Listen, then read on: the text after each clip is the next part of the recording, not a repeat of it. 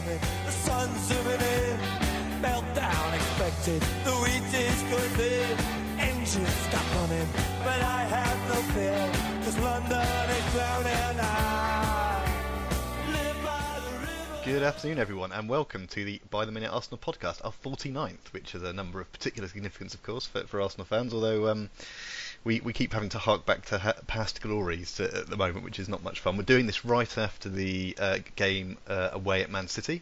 We won't spoil the result for you yet, we'll tell you that in a second. Introductions first. I am Matt H. With me we have Pete. Hello, Pete.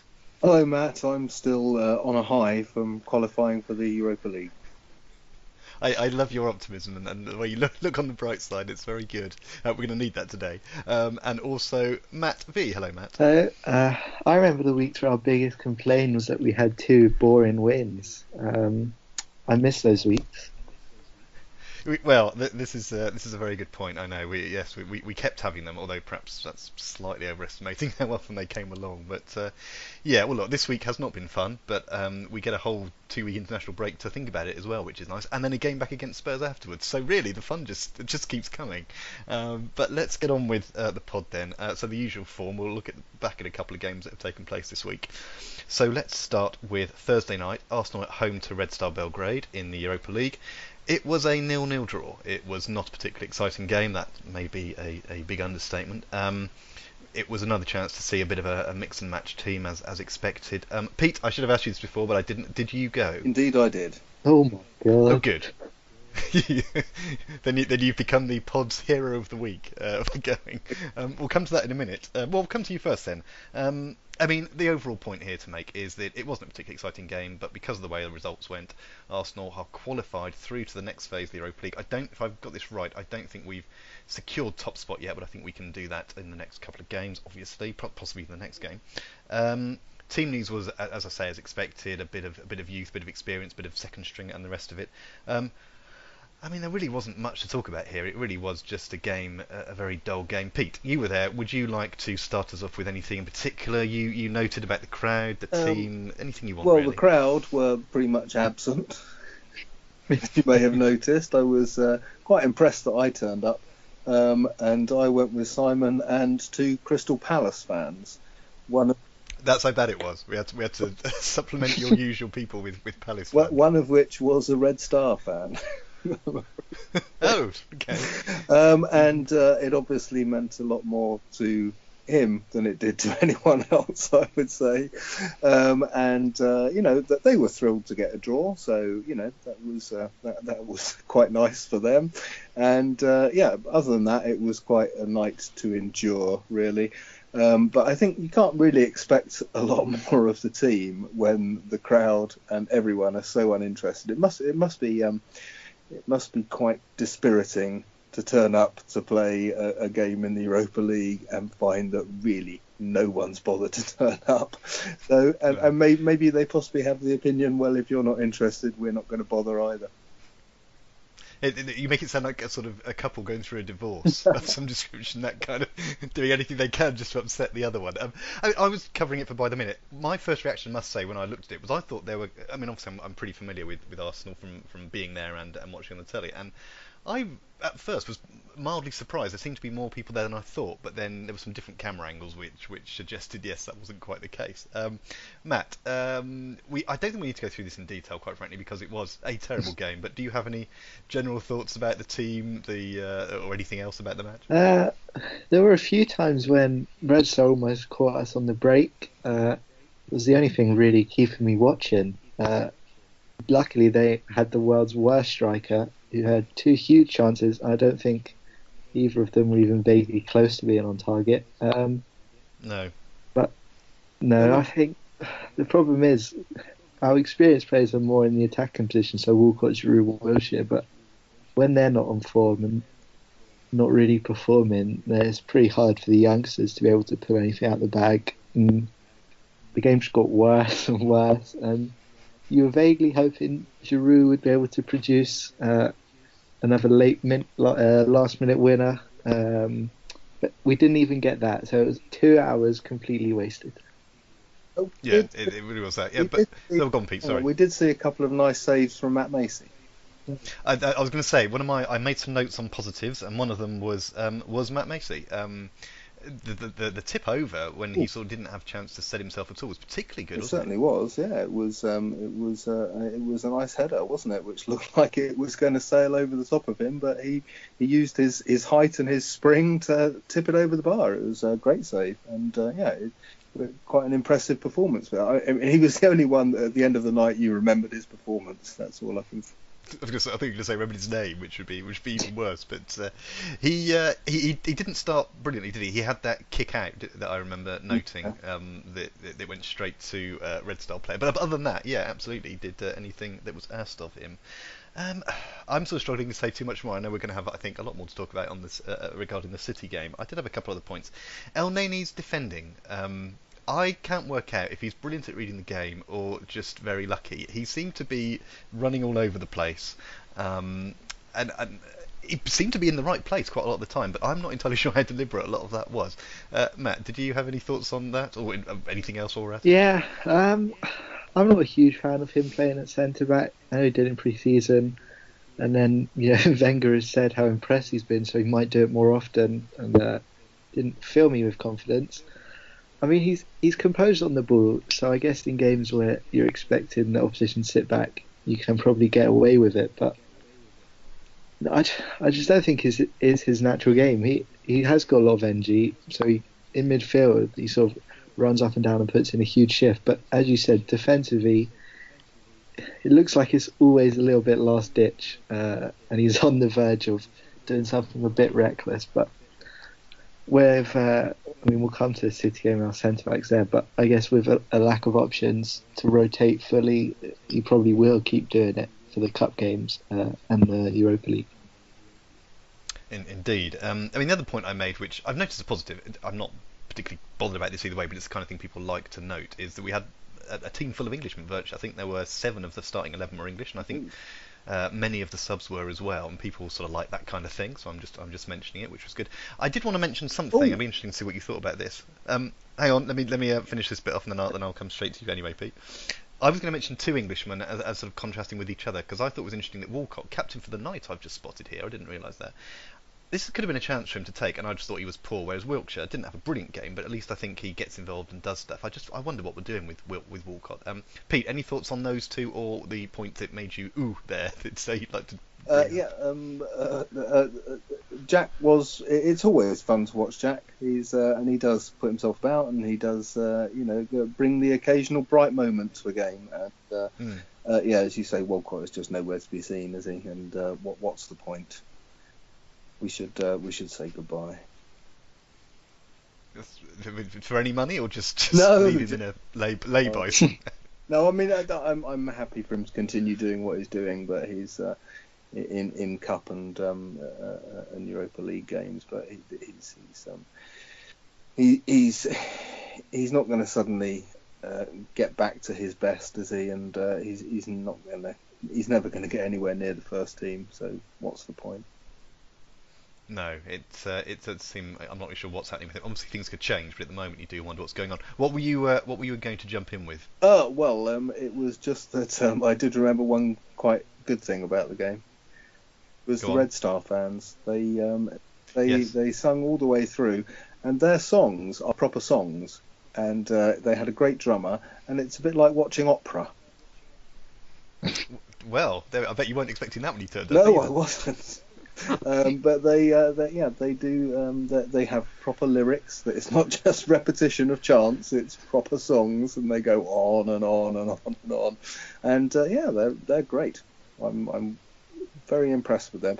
They didn't seem to like certain of our players, and I'm not sure if that was potentially a bit of a racist thing, which was a bit. Well, let's not go down that alleyway now, just in case it wasn't. But point noted. We'll keep an eye on that.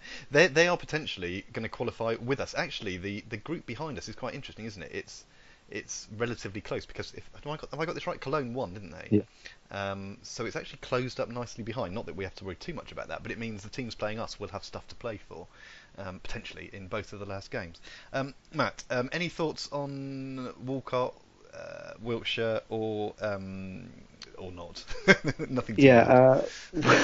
Walcott really does seem to have absolutely no use.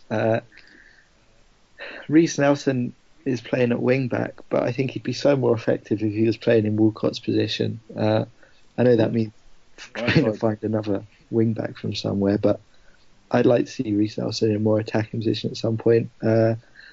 I feel like Wilshere in an attacking position didn't get involved in the game as much because we didn't get the ball to him very much at all in the first half. He almost needs to come a bit deeper to influence play, but then he had a period in the second half where he did start to get involved. He had the chip over the keeper cleared off the line, so he had some bright moments, certainly a lot more than Walcott. And I think going forward, especially in the league, Wilshere will probably push for a place, but I don't think Walcott's really anywhere near that. No, interesting, isn't it? Well, we won't talk now about the future of the Europa League as such, because we can do that when it's all sorted out after Christmas, isn't it? By the time we know who we've got in the next round. Obviously, we'll talk about it after each game. Can I ask if anyone knows the answer to a question about the Europa League? Go on. Oh, go on. So we've definitely qualified. Is the draw seeded? I believe it is seeded in as much as the teams that finished top of the group. I know that's not going to work when we bring the Champions League lot in, is it? There's simple answers I don't know, and I probably should have checked. But we'll find out closer to the time, I suppose, when the final games have taken place. I think it's seeded to some degree, whether it's to do with group positioning or the group winners, or whether it's to do with the coefficient cabins. I don't know. We'll find out closer, but I'm pretty sure it's seeded in one way or another. Okay. So, sorry, that's not a comprehensive answer. I'm only interested because I'm just wondering whether there is any point at all in trying to finish top of the group or not. Well, that leads to my final question on this. I think we should move on to the City games. There's probably more to talk about there. But as I said, we'll talk about the overall competition when we've actually finished this phase of it. And it's worth noting, look at where we are compared to Everton, who have managed to. I think they're already knocked out, aren't they now, after their 4 games? So at least we're sticking with it. Pete, you first then. What kind of teams would you like to see for the next 2 group games? The same or even more, for want of a better word, experimentation? Even more experimentation, please. It's fun and, no one cares, so what's it matter? I mean, unless there is going to be a big advantage to finishing top. And from what I think from my calculations, we only need a draw from one of the last games to finish top anyway, don't we? So really, let's not take this seriously at all and just play whoever. Well, play you, Matt. That's an interesting idea. Matt, any thoughts yourself about those last two games? No, I agree with Pete. Don't think there's any real point taking it too seriously, like Akpom or Nketiah maybe in the attacking positions instead of Giroud or Walcott. So I think the more youth players we play, the better. I think it doesn't look like Walcott or Giroud really are particularly interested in playing in the competition anyway. So I think give the youth players a chance. Sounds good. Right, let's move on then. Earlier this afternoon, Arsenal went to Man City and lost 3-1. And perhaps the defeat was not a massive surprise. We'll talk about that in lots of detail over the next few minutes. The way some of it happened was I think disappointing. I'll say my piece there. Well, we'll say our pieces each as we go through it. Disappointing. Arsenal lose 3-1 and were not really in it apart from a decent spell in for a relatively short period in the second half. Let's get into it then. The team news now. There was no Lacazette starting, which I think will be of interest to people, and it looked like there was going to be a back 4, but it turned out once we started that Coquelin was in helping out, for want of a better word, in defence. Although he didn't last an hour, they suddenly changed that idea. Matt, any thoughts about that team news and Coquelin's talents in where he was being used? When I saw the team that was actually put out on Twitter, I guess, I was reasonably optimistic. It looked like we'd set up a team to actually play against Man City rather than just a general team we play against everyone. We had 3-man midfield. I mean, I'm not a huge fan of Coquelin, but I could see his use in sort of just sitting in front of the defence. So I was pretty happy with that. I don't know why we didn't play Lacazette. same against Liverpool away. I think he would have been of more use up front, and then Sanchez out on the left wing. But no, defensively I was happy. But then when it transpired that Coquelin was in fact the linchpin of our back three, I couldn't believe my eyes. I was terrified. He played in the Europa League, didn't he? He played the 90 minutes on Thursday, I think. I think so. Yeah, I'll check. But yes, I think so. And was not hugely impressive in defensive mid, but clearly Wenger wanted to play in there so Guardiola wouldn't catch on to the double bluff and the tactics of having Coquelin at the back. But I hope it's something we never have to witness ever again.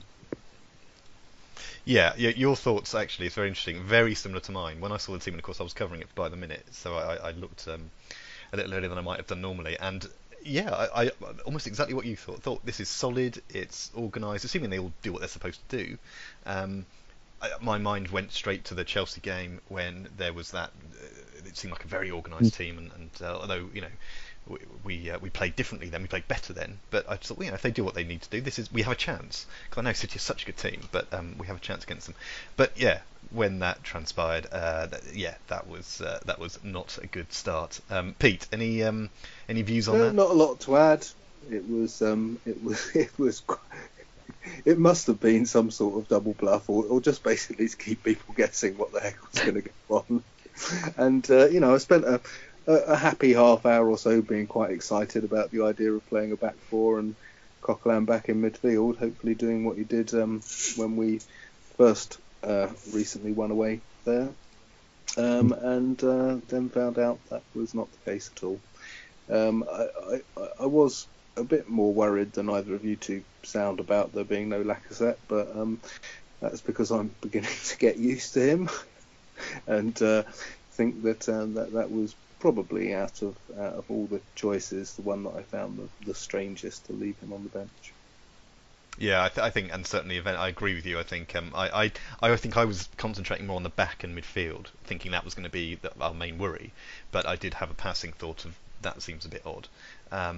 Let's move through the match then. So first exchanges were relatively even, but then City scored after 19 minutes, and we could criticise Czech about it. We'll have a discussion if we should criticise Czech, whether we should have done slightly better. But De Bruyne, who is such a good player, having had a shot saved, a few seconds later slotted one in the far post. Matt, any thoughts on Czech's culpability? I mean, it was a good save in the first place. Yeah, no, I don't particularly blame him. Maybe could have got down a bit quicker, but I think it's just a really good finish. I think more blame needs to lie with, we had two chances to clear it.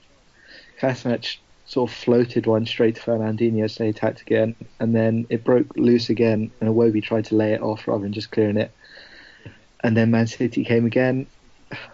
De Bruyne had his first shot saved. It seems so easy the way he just did the 1-2 around Ramsey. I mean, it's all very well having 7 or 8 men back around the edge of the box, but when he could just play a 1-2 and shift it onto his left foot and finish like that, it is a great finish, but it just seemed disappointingly easy after what, to be fair, I thought had been a decent start from us.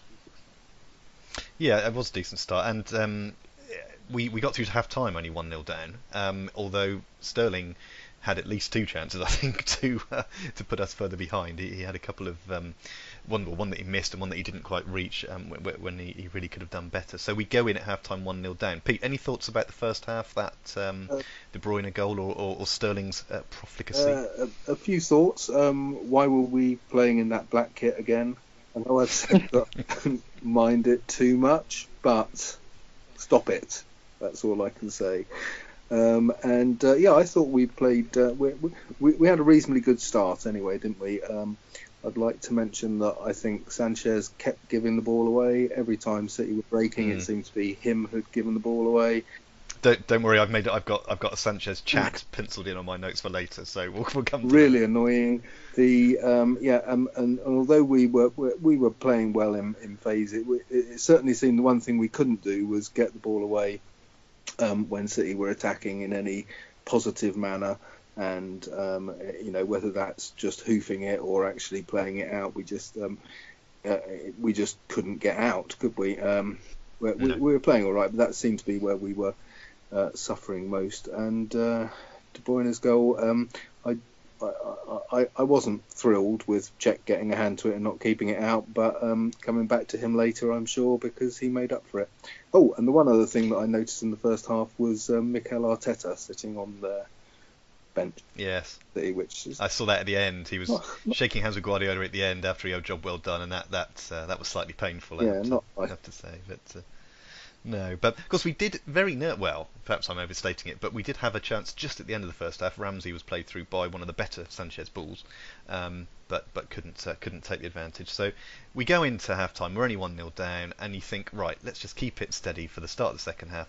Within 5 minutes we give away a pretty daft penalty. Monreal, I think I'm right in saying we're all pretty big fans of, but clumsy to say the least, Matt. Yeah, it was. Got caught out, the ball in behind.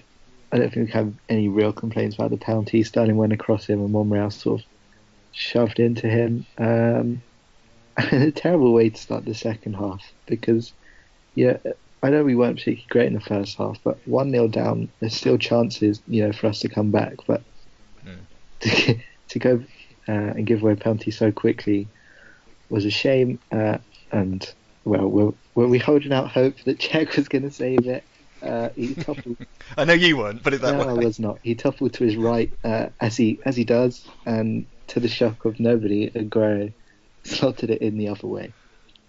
Well, although he had us sort of guessing just for that split second because he decided to take it off the post. I assume he wasn't just taking the what's it out of Cech. I assume, but maybe he's feeling so confident after just becoming a City record goal scorer, he thought he'd try and get it in off the post. But no, a decent penalty. Well, they're all decent if they go in.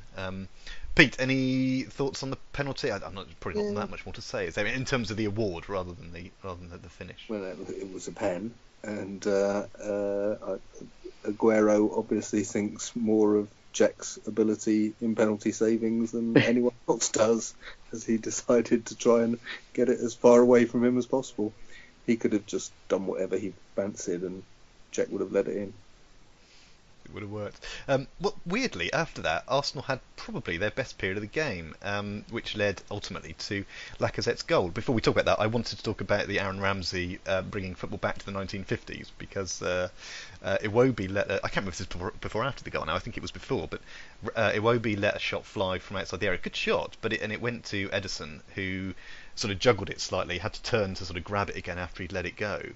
And then Ramsey came in with just a complete barge to push him over the line, and I think was going to try and claim the goal, but obviously the referee blew pretty quickly. I just thought it was worth noting because it was Ramsey sometimes looks like he's from the 50s, just the slick back hair and the square jaw. I just thought it was a nice attempt to do something, but we don't have to focus on that for very long. What we can focus on is Lacazette coming on, which he did after 56 minutes, and within 10 minutes he had brought it back to 2-1 and given us a chance. Good finish. Who should we go to first? Matt, any thoughts on Ramsey or, more importantly, the Lacazette goal? Yeah, it was a good goal. I'm glad Wenger made that sub relatively early. Coquelin off, Lacazette on. Just makes it very strange why he didn't start. One clinical player would have offered us, a way out and a focal point in the first half, but he took his chance really well through Ederson's legs. At that point, despite what had gone before, it's 2-1, and momentum briefly did seem to be with us. So, no, that was a really good finish, and we started to gain a lot more confidence going forward, I think, from that moment onwards. Yeah, the momentum was with us. So sort of there was that weird period just after their goal to just after ours. It didn't last very long, as we'll come to in a second. Pete, you mentioned earlier on about Lacazette not starting and that being a bit of a head scratcher. This sort of went to prove it, didn't it? That very nice finish. Yeah, very much so. And it was a great relief when he did come on, and a great finish. From our best move of the game, probably. Although he had failed to pick out Ramsey earlier, which he could have done and would have given us another good chance in advance of his goal. But it was good to see him come on. And with Ramsey and his 1950s barge on the goalkeeper, I thought it would have been hilarious had the referee given that. It really would. It really would. I did have that hope for just that split second, but I also had a bit of a hope for a split. Well, a split few minutes, I guess, that my prediction might come true. Well, we'll come to that later. Absolutely.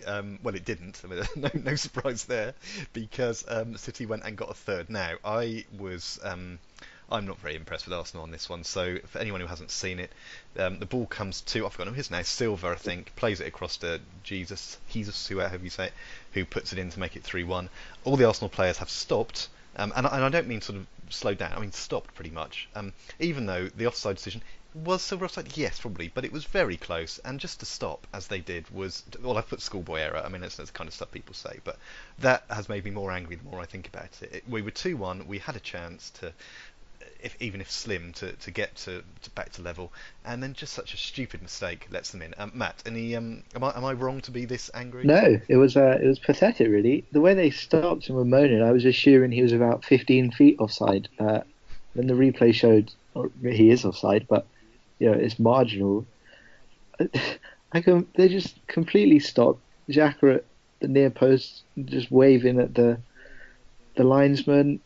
It was just unbelievable the way every single one of them stopped. Literally the first thing you're taught when you play football is to play to the whistle, but they didn't tap in for Jesus, and then the game's really gone from there. We may not have got back into the game anyway, but we literally we threw it away in that minute, where we can blame the referee, sure, because it was offside, but you have to be so much more alert than that. You cannot just stop because you feel it's sort of injustice. And Xhaka and a few hours after that sort of lost their head from that moment onwards.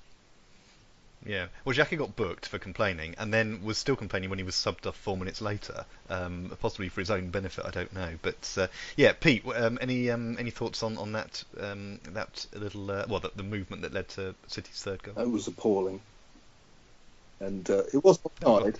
It was offside, I think, but it was appalling. It was just appalling. Well, for me, it's so frustrating because it's so avoidable, isn't it? Yeah, and just before that, there had been the Czech had redeemed himself with that save from Jesus, a point-blank save from him. Hector had blocked it off the line a minute before. It had been recirculated, and Czech had made a brilliant save from Jesus. So it was really pathetic after that. And when we're in our best period of the game, to be letting them go 3-1 up was dispiriting, to say the least. It was, and as Matt alluded to, that was the end of the game. Really, it petered out then towards the end of the 90 minutes. We did bring on Wilkshire and Giroud, but neither of them could really get particularly involved. I had a couple of other things like that. I'm just thinking which order to put them in. Well, I'll go with the individual players first. Attention will be drawn, I think, to three of our players, two of which because it's been drawn to them all season, and the other one because of how he played in that game. So I've written down Xhaka, Sanchez and Ozil. Now, Sanchez and Ozil were perhaps, as I think I said somewhere, undergoing sort of job interviews today, and they didn't do very well. We've already alluded to Sanchez and his normal attempt to do everything and very little coming off. Ozil, again, he's trying little things that aren't working, and perhaps that's not his fault. Perhaps it's just bad luck. But people are ready to get on his back at the drop of a hat, and that kind of thing won't help. And Xhaka, and given how much we paid for these three together, I haven't done the maths, but it was obviously a lot. They're the spine of the team, you can almost say, and they were just really disappointed today. I thought those three, and more than that, will be potentially the focus over the long international break we have now. Matt, any thoughts on them or any other individual things to pick out? Yeah, Sanchez in particular, I thought was dreadful. Maybe we won't have to worry about City buying him in January. Doesn't look like they need him. In particular, I was terrified every time we got a corner because he kept trying to take it short and quickly, and they just broke on us so quickly. It looked like they were going to score every time we got a corner. So not at all how it should be. Ozil pretty non-existent for most of the match, apart from in the last 5 minutes when he decided to throw himself about a bit more in frustration than anything else. And Xhaka had, the latest in a long line of very average games, compounded with stopping for that third goal and then being subbed off pretty soon after. So as you said, our three of our main players did not turn up at all. Yep, that's true. Pete, any thoughts on them or anyone else? You've already mentioned Sanchez. Yeah, Sanchez, but I would, well, as I've already been rude about Sanchez, I'll say one positive thing about him. I thought he was, but for a guy his size, playing up front, he retains the ball originally. When it was cleared out to him and he gets it, he retains it better than Giroud does, and that may be damning with faint praise, but he did that well, I would say, and Ozil was pretty anonymous, wasn't he? And he tends to be in these sorts of games, and I don't know. I would have liked to have. It's a shame we didn't get to see the front three that seems to have been coming together from the beginning of that game. And maybe we would have seen better from all three of them, or those two anyway. I don't think we're ever going to see better from Xhaka, but Ozil and Sanchez, maybe we would have seen better from them if they'd started the normal front three at the moment. So I'll give them that maybe it was the change to arrangements that brought their game down a bit. Yeah, we'll wrap this bit up now because I'm aware of the time, but I wanted to have a general thought from both of you about the overall performance. I mean, I've written down it was a bit of a curate's egg because we weren't humiliated, and there were moments where we had a chance to go for City, but I still think City had another gear they could knock into if they wanted to.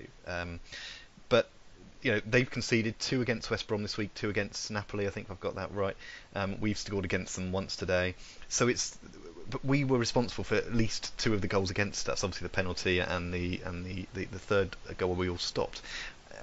I'm not sure what to make of this performance in context of the rest of the season. My fear is it's just one of those ones. We play a big team, we don't perform on the day. There's not enough here to suggest massive changes need to be made. There's a frustrating inertia about things. Should we read too much into this, or is this just one of those things? Matt, any thoughts on this? I think I'm positive we're not going to be playing a team like Man City very often. The way they pressed was so good. We had no time on the ball, could not settle at all, and we weren't humiliated. But I do feel Man City were sort of a couple of times they were one good ball away from being in. De Bruyne had a couple of balls he didn't quite get right. Sane and Sterling both almost set each other up as well. So I think it could have been a lot worse than it was. And I think we were scared to fully attack them. I don't think we really were able to get out. Maybe because we were scared of being cut apart. I think City, in particular, when it was 3-1, I don't think they particularly pushed anymore. They were just passing it around. So I think it just showed there was even if we weren't dreadful, there was a huge gulf in class between the two of them, which is a pretty sad indictment of where we are, I guess. That's the worry, isn't it? I mean, we'll come to the league table in a second, but Pete, City are particularly good, aren't they? But should we have expected a bit better from Arsenal? I think the way we've been discussing it suggests we should, but can we do anything about it? Well, that game's gone, hasn't it? So no, we can't do anything about that. And it is disappointing we didn't approach it in a better way. I think that's it. I think our only chance today was scoring more goals than them, or at least the same number of goals as them, and we just didn't. We weren't at our best at all going forward, and as you say, gave them a lot at the back. So it wasn't a humiliation, and that's about the most positive thing anyone can think about that. Yes, which I suppose is that perhaps that tells us all we need to know. So perhaps let's move on from that then for the moment. Arsenal lose at City. Chelsea and Man United are playing as we speak. They are 0-0. Spurs beat Palace earlier, and Liverpool beat West Ham yesterday in terms of the teams we expect to be at the top end. Sorry, Pete, you going to say something? I said, what a surprise. 0-0, yes. Chelsea United, yes. Well, we'll be interesting to see if that's the way it stays. In terms of the table, as I mentioned rather caustically in the commentary, Arsenal are now ahead of Burnley on goal difference only. Although, put it the other way around, we're only behind Liverpool on goal difference. The three of us are on 19 points. City are on 31 points. So that gives you an indication of the gap, 12 points. Goal difference for City is 31. Goal difference for us is 4. Which is pretty damning as well. But let's move on from that because... That's a positive, isn't it, to today? What, that we didn't concede more to City? No, that City won, which gives them more chance of winning the title. If you're thinking in terms of top four rather than just letting them get on with it, kind of thing. I'm just thinking, well, who do we want? Who else do we want winning the league other than Man City? It's like Arsenal to win the league. But I appreciate that. Let's face it, that is not going to happen. So, who? I know it's November. Can we not have that conversation right at the start of November? Can we do it at the end? Okay. But yes, I absolutely take your point. Of the other teams who could win it, it's not much of a choice to make, is it really? But there we go. Well, let's move on then. Let's move on to look ahead to a game against Spurs. So it's not getting any better. But before we do that, we'll look at the predictions. So. There was only 1 point scored by any of us this week, so nobody got any points for the Belgrade game because we all thought we'd win and we didn't. Pete and I don't get any points for Man City because we were in our optimistic draw phases when we made those predictions. But Matt V gets a point. Thank you. You predicted 4-2 and it was 3-1, so you don't get anything excitingly extra for getting the right margin, but you do get a point. So you're now on 13 points. Pete's on 10. I'm on 9. So still very close. Well, we can't beat about this bush any further. We tried to put off Man City for for longer and it didn't work. Spurs. We had the international break first, of course. Then on the 18th of November, 12:30 lunchtime Saturday game, we are at home to Spurs. I have put a prediction in the spreadsheet already, but I will let one of you two go first. Let's go to Pete first. Pete, a line and a prediction on this one, then, please. Oh God, I've got to go to this as well. So, oh dear. You can have a nice breakfast somewhere first, that's the way to. Oh yeah, another nice early kickoff. Great. I have. We've got to spend 2 weeks dreading this, so I want to be positive. Did anyone see the game against Palace today? Tottenham. Yes, I did. Yeah, not all of it, most of it. Can yeah. you give us some feedback on that? Well, they looked good, but then so did Palace. I think it's difficult, wasn't it? It was a 12 o'clock start on a Sunday. I mean, that's just we know from our own experience, teams don't look their best then. So they were like they have been all season. I mean, if you look at the table, they are, I think, 4 points ahead of us, but that's probably a little flattering to us, I think, because whenever I've seen them, they've looked very impressive. But I'm not going to give you any more clues, so you have to come up with your own prediction. Okay, I think we're going to beat them 3-1. Whoa, he's straight there. Look at that. Matt, let's go to you next then, because I sense you're not sharing that optimism. No, look, to be honest, I think it would be better if we were playing them sooner, because they've got Lloris and Alderweireld injured, Dele Alli also injured and out of the England games over the break because of his hamstring. Kane came off a bit early today and he's been carrying a knot, and I think Winks went off early too for injury. So it depends how they recover, I guess, over the international break and what team they put out. But I don't trust us in any early kickoffs the best of times. I would love for us to beat them, of course, but I think it'll be 1-1. I'll go for a draw. Okay. You can say defeat. No. Didn't do that. I think we appreciate the realisticness of the situation that we're in. We're not going to be all gung-ho about this. Well, I've gone for 2-0 on the basis that I have my optimistic trousers on. Also on the basis I think we're at home. If we can get a good start, this is very much predicated on getting a decent start. Perhaps putting the pressure on a little bit, but hopefully get the crowd involved. No, that's not necessarily that likely at the Emirates, but get everyone involved, get it going. I think if we can set up again with a decent defence, like the Chelsea game, not like we saw today, I mean that will depend on personnel, of course. I think we can perhaps hold out, and then if we can put Lacazette and Ozil and Sanchez, and if they can play well together and really click after they've had a bit of a break, although some of them will be involved in internationals, I guess. So that's my thinking. An optimistic and well aware it could go very wrong, but a 2-0. So that's what I'm going for. So we'll see how that goes. We will be back on the 20th, I think, which is the first Monday after the international break, when there's football been played, to discuss the Spurs game. So we'll be back then. Before we go, though, I wondered if either of you or both of you had anything to say about the Santi Cazorla stuff this week. You may have seen some pictures, horrible pictures, really, about his.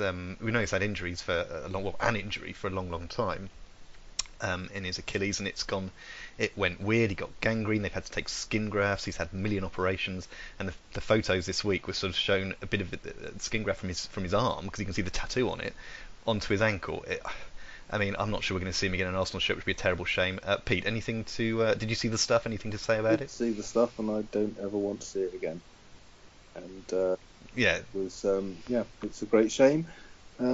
Hopefully he's strong enough to come through it, because I don't want to never see him in an Arsenal shirt again. I would love to see him play for us. Whether he makes any difference to us is not the question.